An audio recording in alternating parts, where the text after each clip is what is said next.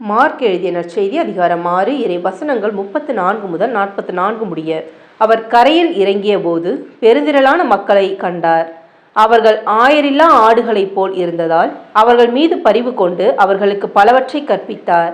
இதற்குள் நெடுநேரமாகிவிடவே சீடர் அவரிடம் வந்து, இவ்விடம் பாலை நிலம் ஆயிற்றே, ஏற்கனவே நெடுநேரம் ஆகிவிட்டது.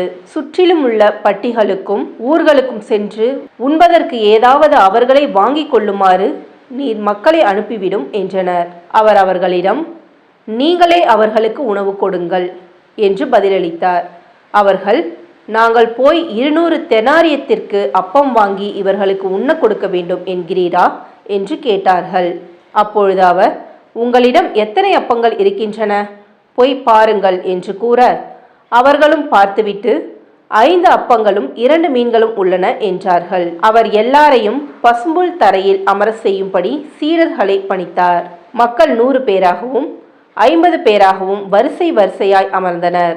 அவர் அந்த 5 அப்பங்களையும் 2 மீன்களையும் எடுத்து வானத்தை அண்ணாந்து பார்த்து கடவுளை போற்றி அப்பங்களை பிட்டு அவர்களுக்கு பரிமாறுவதற்காக தம் சீடரிடம் கொடுத்தார். அவ்வாறே அந்த 2 மீன்களையும் எல்லாருக்கும் பகிர்ந்தளித்தார். அனைவரும் வயிறார உண்டனர். பின் எஞ்சிய அப்பத்துண்டுகளையும் மீன் துண்டுகளையும் 12 கூடைகள் நிறைய எடுத்தனர். அப்பம் உண்ட ஆண்களின் தொகை 5000.